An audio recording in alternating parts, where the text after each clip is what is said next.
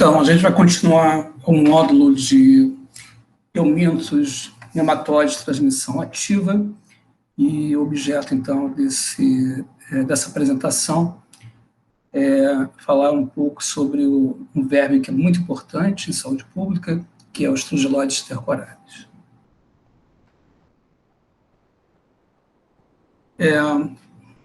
O conteúdo, então, dessa apresentação será composto pela definição do que é um estrongiloide, o que é essa espécie, sua posição taxonômica, as principais espécies de interesse, e já adianto que Strongyloides stercoralis é a espécie de maior interesse, apesar de existirem mais de 50 espécies de estrongiloides. Existe uma outra que pode ser importante, mas a gente vai se concentrar nos Strongyloides stercoralis, né? Além de ter o homem como hospedeiro definitivo, o Strongyloides stercoralis é capaz também de infectar cães e gatos, e há uma questão ainda em aberta sobre a relevância desses hospedeiros na contribuição da transmissão. Vamos falar um pouco sobre a epidemiologia da verminose, o ciclo evolutivo, a patogênese, o tratamento, o controle e o diagnóstico laboratorial. Então, falando sobre a estrongiloidíase, é uma doença, é uma parasitose crônica intestinal. Então, já adiantando que o verme adulto fica embebido na mucosa do intestino delgado. Então, ele não fica na luz intestinal. E trata-se de uma fêmea partenogenética. E o fato de estar, então, embebido na mucosa já é um potencial importante para processos inflamatórios. É uma parasitose crônica, porque o não tratamento pode levar a décadas de infecção, né? Agora, um ponto importante é que pode existir uma disseminação no homem, ou seja, ainda que seja um euminto de transmissão ativa, onde a transmissão ocorre principalmente através de larvas que penetram pela pele do homem, pode existir uma autoinfecção. Essa autoinfecção que ocorre em determinados casos, em determinados contextos, pode levar, então, a casos de hiperinfecção ou infecção disseminada e com potencial de morte do homem, né? No segundo ponto, vocês veem que a Organização Mundial de Saúde estima a prevalência de 30 a 100 milhões de pessoas com a infecção. Entretanto, essa estimativa ela é imprecisa e alguns trabalhos remetem a valores como 300 milhões de pessoas infectadas. Então, como eu falei anteriormente, a infecção é transmitida pelo contato com o solo. Então, é o solo contaminado com fezes que contém larvas que vão se transformar em larvas infectivas no solo e, portanto, isso leva a uma incidência maior e uma prevalência maior em países com condições sanitárias precárias, né? Um outro dado importante e se relaciona com aquele potencial de disseminação que eu relatei no homem, é que em determinadas condições, como pacientes que estão em imunodepressão ou imunossupressão, por exemplo, no regimes de corticoide, doenças autoimunes, lúpus e outras doenças, ou então no controle de transplantes de órgãos, né? Pode haver, então, essa disseminação do verme e levando à morte desses pacientes. Co-infecções são importantes, mas de relevância, a literatura mostra que a co-infecção com HTLV1 é a mais importante, enquanto que co-infecção com HIV1 não se relaciona com casos de maior gravidade. Agora, doenças de base como diabetes também são importantes na questão do agravamento da infecção, e a condição de alcoolismo é bastante relatada como um fator importante de fator de risco para a hiperinfecção. Bom, falando da classificação do parasita, ele é um nematóide, portanto apresenta corpo cilíndrico, tubo digestivo completo, entre outras características que vocês já viram. Essa superordem Strongyloidea, ela contempla aqueles nematóides, né, que apresentam um ciclo de vida livre. Então, nessa espécie, Strongyloides stercoralis, há uma possível alternância entre ciclos de vida livre e o ciclo dentro do hospedeiro vertebrado. E vou falar um pouco depois sobre isso.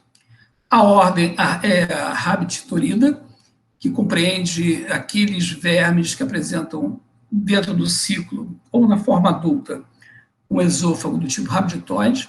Isso remete à origem desses vermes, já que eles vieram de vida livre.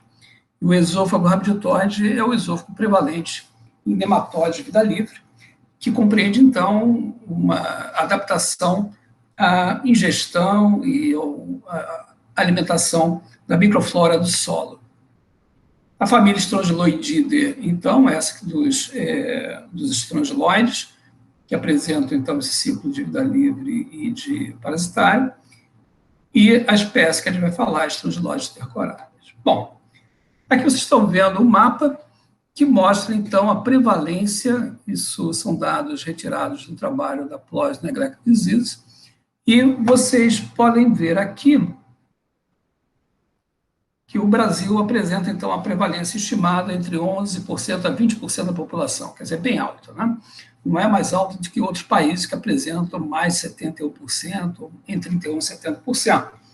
Então, vocês veem que não se trata de uma doença, digamos, exótica, mas é uma doença prevalente no território nacional e distribuição ampla no mundo, né?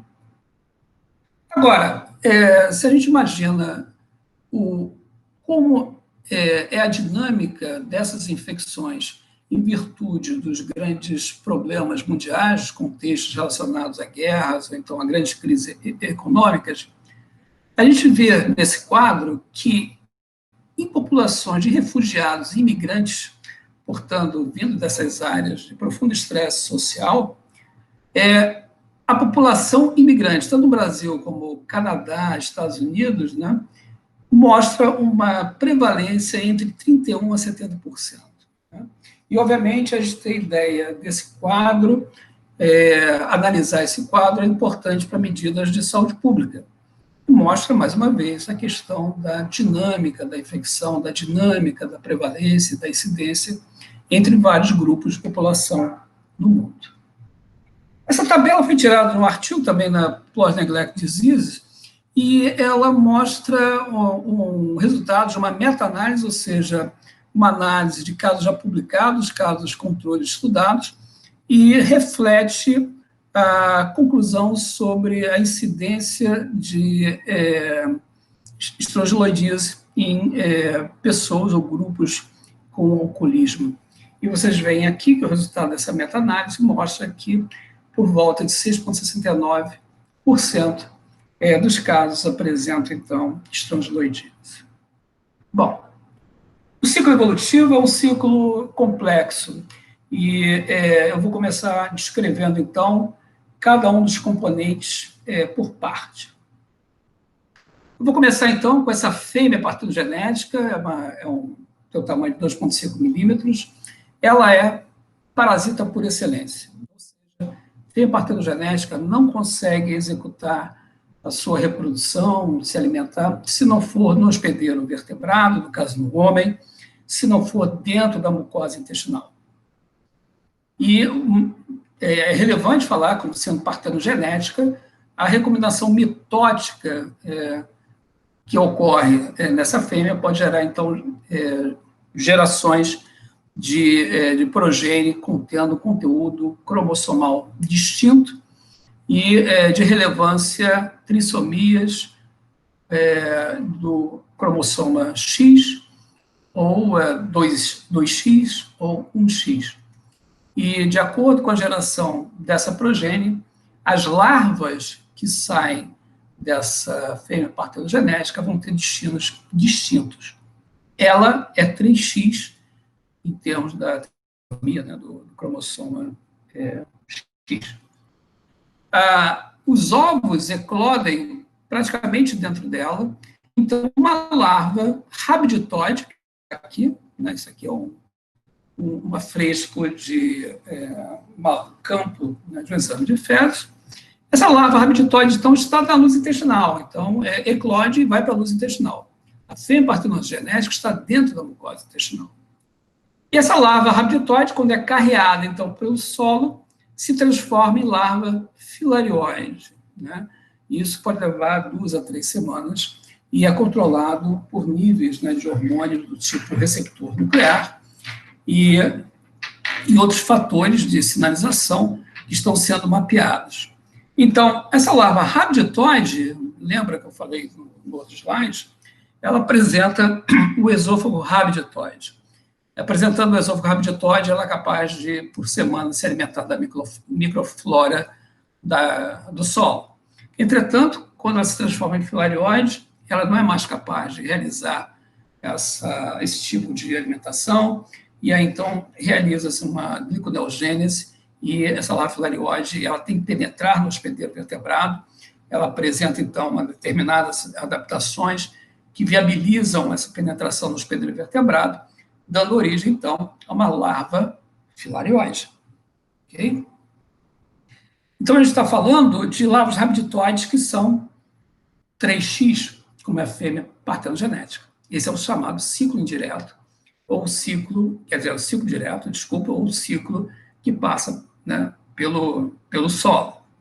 Em determinadas condições, naqueles pacientes que são imunossuprimidos ou têm doença de base e não têm uma resposta celular de IgE, por exemplo, que é importante o controle da infecção, ou a própria ação de hormônios que viabilizam ou aceleram essa diferenciação de forma rabditoide para filarioide, ainda no hospedeiro vertebrado, pode ocorrer, então, a autoinfecção. Então, essas larvas se transformam em filarioide ainda no hospedeiro vertebrado, podem, então, realizar novamente o parasitismo no hospedeiro vertebrado, no próprio, se disseminando eventualmente para outros órgãos, né? Bom, entretanto, se a larva rabditoide for uma larva 1x, ela vai dar origem não mais uma larva filarioide, não vai ter essa progressão, mas ela vai se transformar em macho de vida livre, ou seja, no solo. Enquanto, se ela for 2x, ela pode originar uma fêmea de vida livre. Macho e fêmea de vida livre se acasalam e, por uma geração, e apenas por uma geração, originam larvas 3x, filarioide, que aí, então, vão para o ciclo parasitário. Então, nós temos esse tipo de ciclo, que eu vou falar um pouco mais ainda, e são esses os grandes atores do ciclo estrongilógico temporário. Bom, então, só destacando algumas informações sobre o ciclo evolutivo. Então, existe o ciclo direto através do solo, né, onde, então, você tem essa passagem da larva infectiva, que eu estou chamando aqui de L3,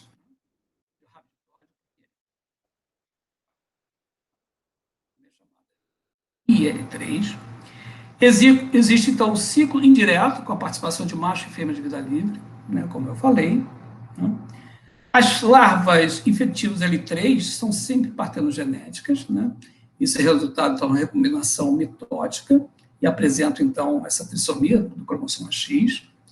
E a determinação sexual, se vai ser macho de vida livre ou fêmea de vida livre, obedece à regra de 2x para fêmea de vida livre e 1x para macho de vida livre.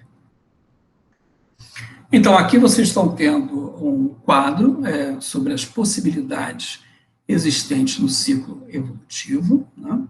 Então, aqui a gente pode começar por uma fêmea partenogenética, que está na mucosa intestinal, a larva rabditoide ecloide, que é L1, né?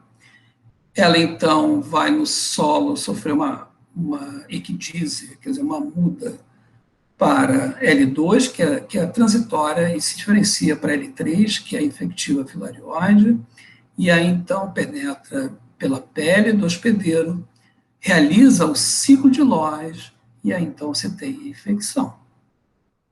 Eventualmente, então, naqueles pacientes que são imunossuprimidos ou com outras questões relacionadas a modificações fundamentais no estado metabólico e no estado de resposta ao verme.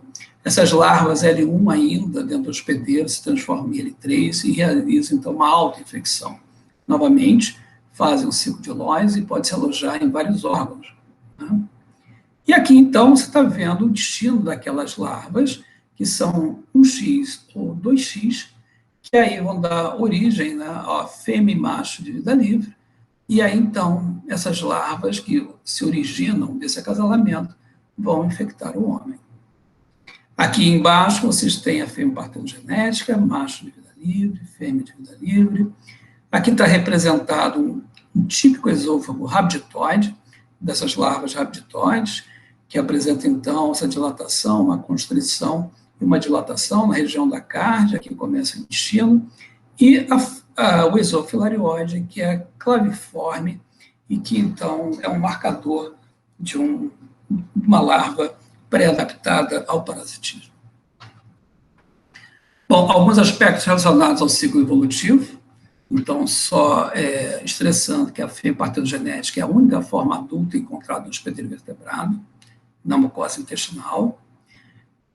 Na luz intestinal são as larvas rabditoides, né? E, então, essa questão de mundos suprimidos ou com infecções, onde a diferenciação L1 e L3 ocorre ainda no hospedeiro. No solo L1, então, se alimenta de fungos e bactérias, né?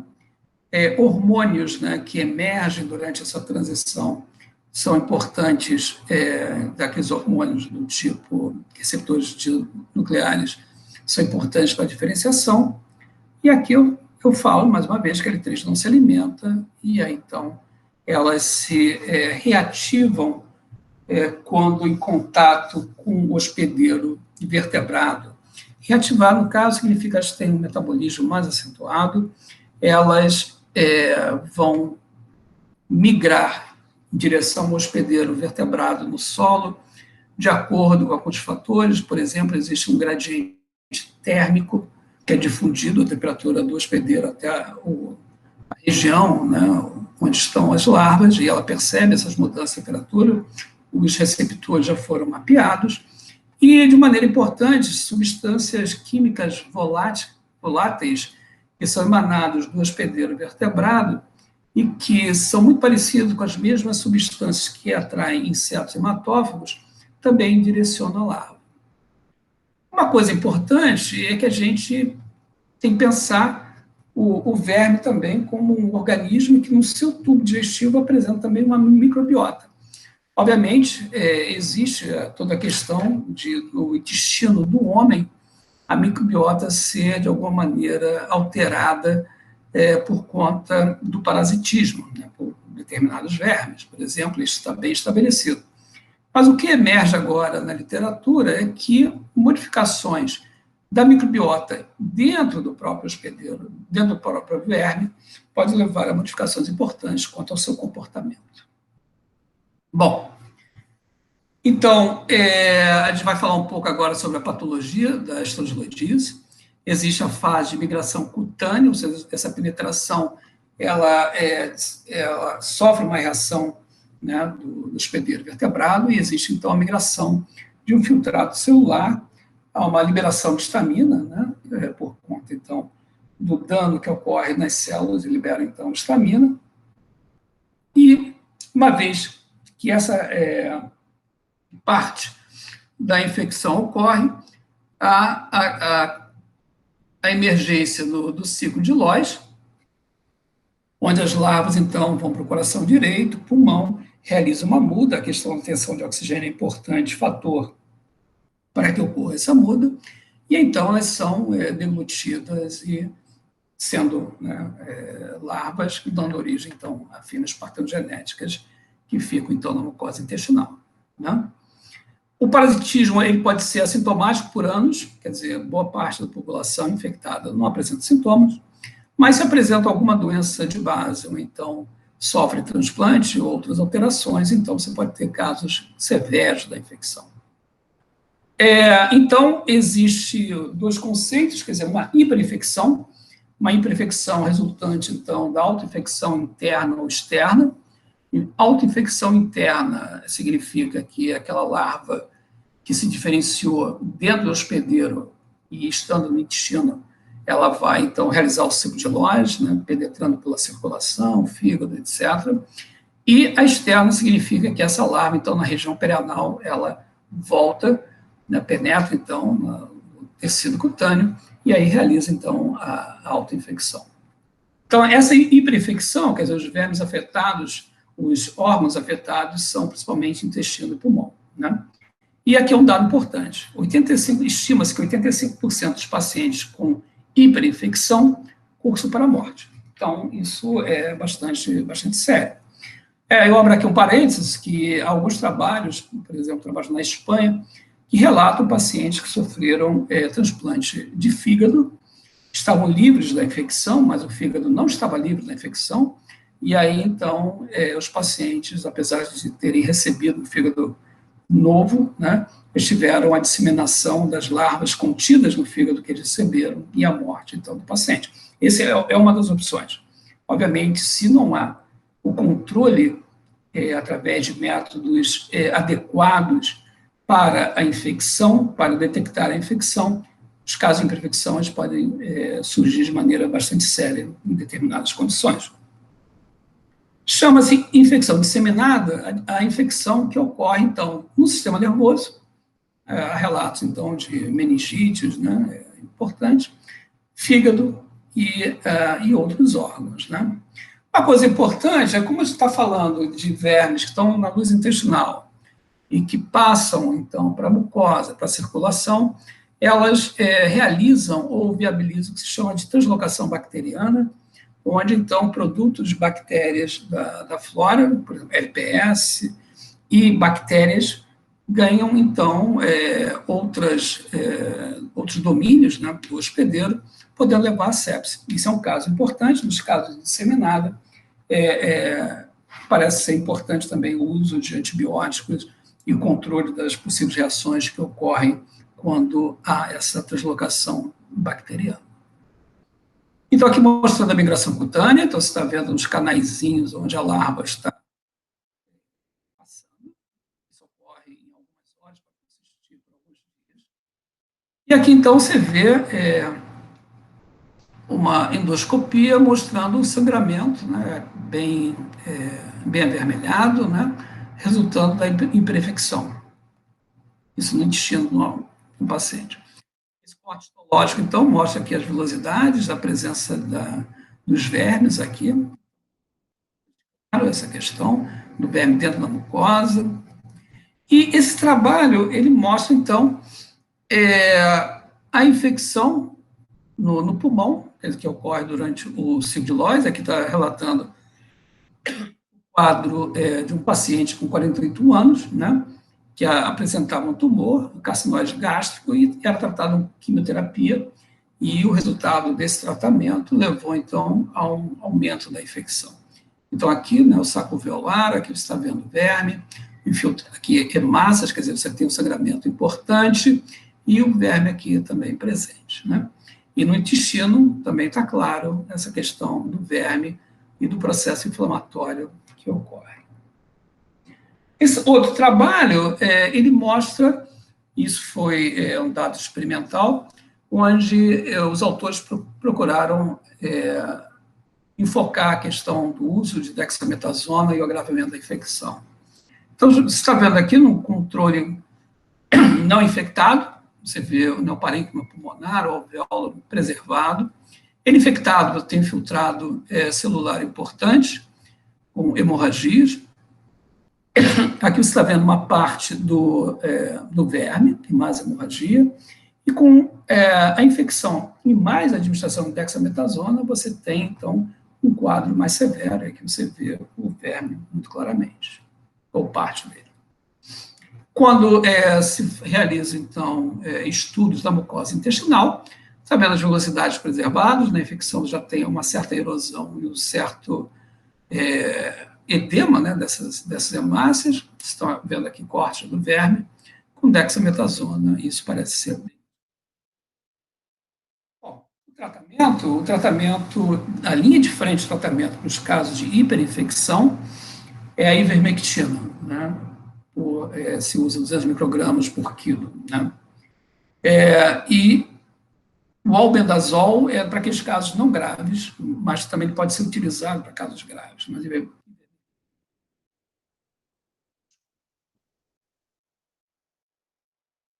O diagnóstico laboratorial é importante que se fale sobre isso.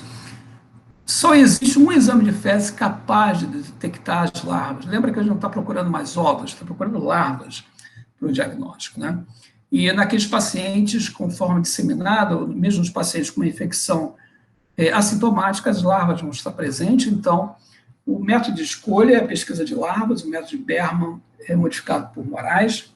Moraes foi um pesquisador, um professor do antigo departamento de parasitologia da UFRJ, que modificou esse método de Berman e aumentou, então, a sensibilidade da metodologia. Você tem aqui, então, um funil, né, tem um papel de filtro, coloca as fezes, e aqui você tem uma borrachinha e um grampo, coloca água por volta de 40 a 50 graus Celsius. Essas larvas têm termotropismo positivo, deixa por meia hora, elas vão migrar aqui para o fundo, que você tem um acúmulo de material que é mais, digamos, tecnicamente diferente. Depois disso, então, você abre o grampo, né, tira uma gota, e aí você observa as larvas nas fezes. É um método bastante simples, barato e muito efetivo.